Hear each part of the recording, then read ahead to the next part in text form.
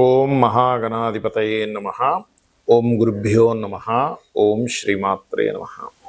పరమేశ్వర స్వరూపమైనటువంటి జ్యోతిష, వాస్తు మరియు ఇతర అనేకమైనటువంటి శాస్త్రములను మనకు అందించినటువంటి మహర్షులకి నమస్కారం. హయగ్రీవ హయగ్రీవ హయగ్రీవేతి యో వదేత్ తస్య నిస్సరతే వాణి జహ్నుకన్యా ప్రవాహవత్. అరుణాం కరుణాతరంగితాక్షీం ధృతపాశాంకుశపుష్పబాణచాపాం అనిమాదిభిరావృతాం మయూకైః అహమిత్యేవ విభావయే భవానీం. శ్రీమాత్రే నమః. ప్రేక్షకులకి ఆ లలితాంబిక అమ్మవారి యొక్క అనుగ్రహం పరిపూర్ణంగా కలగాలని స్ఫూర్తిగా కోరుకుంటూ మనం ఈరోజు విశ్వవసు నామ సంవత్సరంలో 12 లగ్నాల వారికి గుర్తుపెట్టుకోండి. లగ్నం తెలియని వారు మాత్రమే రాసి చూసుకోండి, ఎందుకంటే రాశి కంటే గొప్పది లగ్నము. ఇది గుర్తుపెట్టుకోండి. లగ్నం తెలుసు, హ్యాపీగా లగ్నం నుంచి నేను చెప్పినటువంటి చూసుకోండి. కానీ ఇక్కడ మనకి రాశి ఫలాలకి ఎక్కువ ప్రాధాన్యత ఇస్తూ ఉంటారు కాబట్టి రాశి చూసుకోవచ్చు, తప్పేం కాదు. అయితే అందరికీ కూడా ఏంటంటే ఈ సంవత్సరం విశ్వవసు నామ సంవత్సరం ఎలా ఉంటుంది, మనకి పంచాంగంలో చూసుకున్నట్లయితే ఆదాయము అంటే వాళ్ళకు వచ్చే ఇన్కమ్ ఎంత, వ్యయము ఖర్చు ఎంత అవుతుంది, అదేవిధంగా రాజపూజ్యము అంటే మనల్ని మెచ్చుకునే వాళ్ళ పరిస్థితి, మనకి రెస్పెక్ట్ఫుల్గా ఉండేటువంటి పరిస్థితులు ఎలా ఉన్నాయి, అదేవిధంగా అవమానము, మనం ఎక్కడైనా సరే కొన్ని తప్పిదాలు చేయడం వల్ల మనం ఎక్కడ డిసప్పాయింట్ అవుతాము, ఇబ్బంది పడతాము అనేటువంటి విషయాలు పంచాంగంలో ఇస్తారు. మరి అవి యాజ్ ఇట్ ఈజ్గా అలాగే సాగాలని ఉంటుందా, దాన్ని మనం ఏదైనా మార్చుకోగలమా, అదేవిధంగా మనకి మన జీవితంలో ఉన్నటువంటి ధనం కావచ్చు, వివాహం కావచ్చు, అదేవిధంగా జాబ్ కావచ్చు, అబ్రాడ్ వెళ్ళడం కావచ్చు, ఇన్వెస్ట్మెంట్స్ కావచ్చు, ఇట్లాంటి అనేకమైన అంశాల్లో ఎలా ఉండబోతుంది ఈ సంవత్సరం, మీకు ఏ విషయాల పట్ల జాగ్రత్త వహించాలి, ఏ దేవతా ఆరాధన, గోసేవ ఏం చేసుకోవాలి, అదేవిధంగా ఎటువంటి దానములు ఇవ్వాలి అనేటువంటి విషయాల్ని ఒక్కొక్కటిగా నేను మీకు వివరిస్తాను.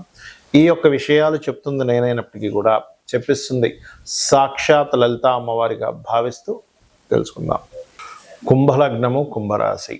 కుంభం వారికి కనుక చూసుకున్నట్లయితే ఇక్కడ విశ్వవసు నామ సంవత్సరంలో ఆదాయము, వ్యయము, రాజ్యపూజ్యం, అవమానం ఎలా ఉంది అని చూసుకున్నట్లయితే 8, 14 అంటే 8 ఆదాయం ఉంటే 14 వ్యయం చూపిస్తుంది. మరి ఎలా అండి, ఒక 8 లక్షలు వస్తే 14 లక్షలు ఖర్చు ఆ సంవత్సరం మొత్తం అనుకుంటే దీన్ని మనం ఖచ్చితంగా చిన్న రెమెడీస్తో మార్చుకోవచ్చు, ఏమీ టెన్షన్ పడాల్సిన అవసరం లేదు. అలాగే ఈ విశ్వవసు నామ సంవత్సరంలో గురు దృష్టి ఉంది. అంటే గురు దృష్టి ఉంటే ఏమిటి అంటే మనం ఏదైనా ఒక ప్రయత్నం చేసేటప్పుడు ఆటోమేటిక్గా దైవానుగ్రహంతో ముందుకు వెళ్ళేటువంటి శక్తి ఆ గురువు ఇస్తున్నాడని అర్థం. అలాగే రాజ్యపూజ్యం, అవమానం కనుక చూసుకున్నట్లయితే 7 రాజ్యపూజ్యము, అవమానం 5. సో ఇది రాజ్యపూజ్యం ఎక్కువే ఉంది, అవమానం కొద్దిగా తగ్గించుకోవాలి. అయితే ఇక్కడ మనం 8, 14 ఉంది కాబట్టి 8 ఆదాయాన్ని కొంచెం పెంచుకోవాలి.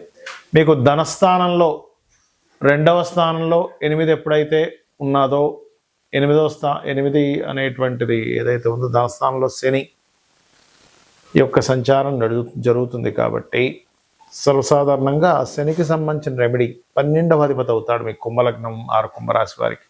ఈ 12వ స్థానాధిపతి 2లో ఉండడం వల్ల ధన సంబంధించిన ఖర్చు, ధనం తగ్గడం, వ్యయం పెరగడం జరుగుతుంది. కాబట్టి సింగిల్గా మీరు శనిగ్రహానికి సంబంధించింది చేసుకున్నట్లయితే చాలా సింపుల్గా మీకు క్లియర్ అయిపోతుంది సమస్య. ఎలాగా అంటే 1 లలితా సహస్రనామాల్లో మీకు ఇంకో 2.5 సంవత్సరాలు మీకు ఏలినాటి శని ఉంది కాబట్టి లలితా సహస్రనామాల్లో చెప్పబడినటువంటి ఓం అనాకలిత సాదృశ్య చూకశ్రీ విరాజితాయే నమః అనే నామస్మరణ చేయడము, గోవులకి బెల్లం తినిపించడము, మరియు వీలైతే నవగ్రహాల్లో శని భగవానుడి దగ్గర దీపారాధన చేయడము చేసినట్లయితే ఖచ్చితంగా బాగుంటుంది. అయితే ఇందులో మొదటి 2 నెలలు రాహుతో కలిసి ఉండి షష్టగ్రహ కూటమి 2వ స్థానంలో జరుగుతుంది కాబట్టి కాస్త మీకు ఫైనాన్షియల్ గ్రోత్ కూడా ఉంటుంది, ఉండదని కాదు. కాకపోతే ఇక్కడ creative related, anything planning related, business related మూలంగా కూడా ధనయోగం పెరుగుతుంది. బికాజ్ ఆఫ్ మీ 2వ అధిపతి 5మ స్థానంలో ఉన్నాడు కాబట్టి ఇది ఏం చేస్తుంది అంటే మీకు మాత్రమే ఆదాయం కాకుండా మీ యొక్క సంతానానికి కూడా ఆదాయం పెరిగేటువంటి రోజులు రావడము, అటువంటి విషయాలు మీ లైఫ్లో జరగడం అనేటువంటిది జరగనుంది. ఇక రాజ్యపూజ, అవమానం కనుక చూసుకున్నట్లయితే 7, 5 మెచ్చుకునే వాళ్ళ సంఖ్య చక్కగా 7 ఉంది, దానిలో ఎటువంటి సందేహం లేదు. కానీ అవమానించే వాళ్ళ సంఖ్య కూడా ఎక్కువగా ఉంది కాబట్టి అవమానాలు తగ్గించుకోవాలంటే మీరు ఎక్కువగా లక్ష్మీ నృసింహస్వామి యొక్క నామస్మరణ చేయండి. ఓం లక్ష్మీ నృసింహస్వామి నమః. ఈ యొక్క అవమానాల్లో కూడా మొదటి 3 నెలలు అనవసరంగా సిబ్లింగ్స్ మూలంగా సిబ్లింగ్ యొక్క మ్యారిటల్ లైఫ్ మూలంగా కొన్ని గొడవలు వస్తాయి కాబట్టి ఈ విషయంలో జాగ్రత్తగా ఉండండి. కొన్ని విషయాలు మొండిగా చేస్తారు, అందులో ఎటువంటి సందేహం లేదు. అయితే ఏదైనా వివాహ సంబంధించిన ప్రయత్నం మాత్రం మీకు లగ్నంలో రాహు, సప్తమంలో కేతు ఎంటర్ అవ్వకముందే చేసుకోండి. మే ఎండింగ్ లోపలే వివాహం చేసేసుకోవడం లాంటివి చేసుకోండి. మే దాటితే మళ్ళీ సప్తమంలో కేతు వస్తాడు. లగ్న రాహు సప్తమ కేతు అనేటువంటిది పార్ట్నర్స్ విషయంలో కానీ, లేనట్లయితే జీవిత భాగస్వామిని ఎంపిక చేసుకునే విషయంలో కానీ, పెళ్ళిళ్ళు చేసుకునే విషయంలో కానీ అనుకూలత ఇవ్వడు. అక్కడ వివాహం చేసుకున్నా ఏదో ఒక డిస్టర్బెన్స్ క్రియేట్ అవుతూ ఉంటుంది. కాబట్టి ఏదైనా మే ఎండింగ్ లోపలే మీరు వివాహ నిర్ణయాలు తీసుకోండి, పార్ట్నర్షిప్ నిర్ణయాలు తీసుకోండి. అలాగే ఉద్యోగ సంబంధించిన విషయంలో ఈ దశమాధిపతి మొదటి 3 నెలలు కొంత నీచంలో పడుతూ ఉంటున్నాడు కాబట్టి 3 నెలల్లో విశ్వవసునామ సంవత్సరం ప్రారంభమైన 3 నెలలు ఉద్యోగ విషయంలో జాగ్రత్త వహించండి. ఇది ముఖ్యంగా గుర్తుపెట్టుకోండి. 3 నెలలు దాటిన తర్వాత ఒక 45 రోజుల పాటు మీకు ఈ యొక్క గవర్నమెంట్ రిలేటెడ్ సంబంధించిన వాటి కోసం చేసే ప్రయత్నాలు ఫలిస్తాయి అక్కడ. అలాగే వ్యాపారాలు చేసేటువంటి వారికి ముఖ్యంగా వ్యాపార సంబంధించిన విషయంలో కొంత అనుకూలత అనేటువంటిది ఏర్పడుతుంది. Long term shares, long term ఏదైనా సరే మ్యూచువల్ ఫండ్స్, ఇన్వెస్ట్మెంట్స్కి చాలా బాగుంది చెప్పాలంటే. సంతానం కోసం చేసే ప్రయత్నం కూడా ఫలిస్తుంది. పంచమంలో గురువు మే 15వ తేదీ నుంచి ఉంటున్నాడు కాబట్టి.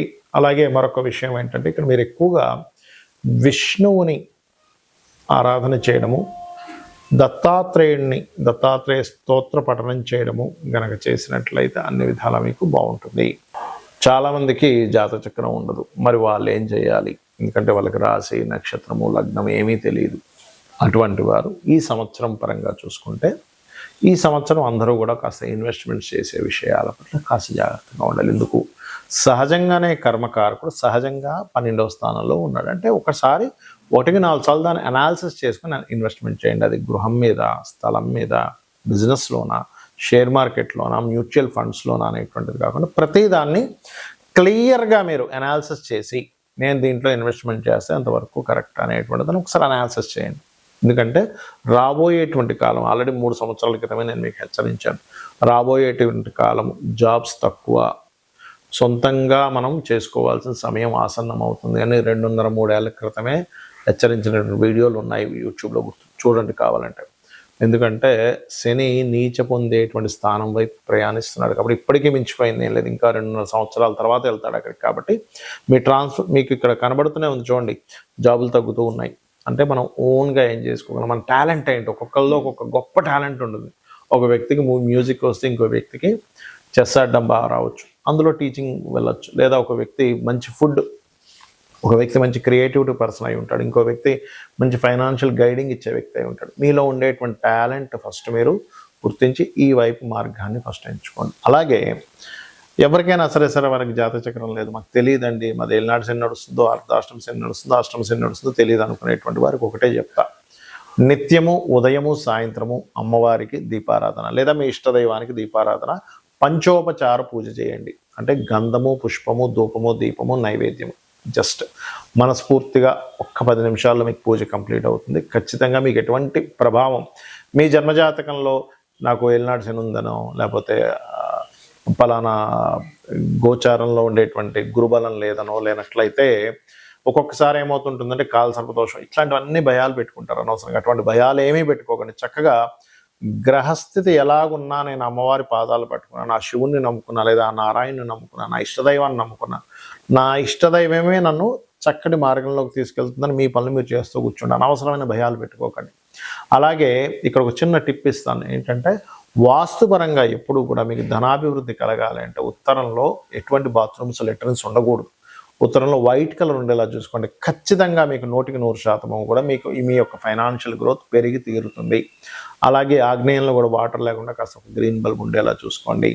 ఉత్తరంలో వైట్ కలర్ ఉండేలాగా, ఈస్ట్ అండ్ ఆగ్నేయం సైడ్ కాస్త గ్రీన్ కలర్స్ ఉండేలాగా, అలాగే నైరుతిలో creamish colour or yellowish colour master bedroom ఉండేలా ట్రై చేయండి. అప్పుడు ఏమవుతుందంటే అది వాస్తుపరంగా ఎనర్జైజ్ అవుతుంది ఆ యొక్క ప్రదేశం అనేటువంటిది. అలాగే మరొక విషయం ఏంటంటే ఇక్కడ మీరు ఈ దేశకాల సంబంధించినటువంటి విషయాలు కనుక చూసుకుంటే ప్రపంచవ్యాప్తంగా కొంత ఆర్థిక మాన్యాలు, కొంత స్టార్టింగ్లో అంటే సంవత్సరం మొదట్లో కొన్ని చిన్న చిన్న ఇవి చూపిస్తున్నాయి. ఎందుకంటే మనకి గతంలో ఏదైతే మనకి దీనికంటే విశ్వవసు నామ సంవత్సరానికి ముందు ఏదైతే క్రోధినామ సంవత్సరంలో అనవసరమైన గొడవలన్నీ జరిగాయో ఈ సంవత్సరంలో అన్ని గొడవలు ఉండవు, తగ్గుతాయి కొంతవరకు.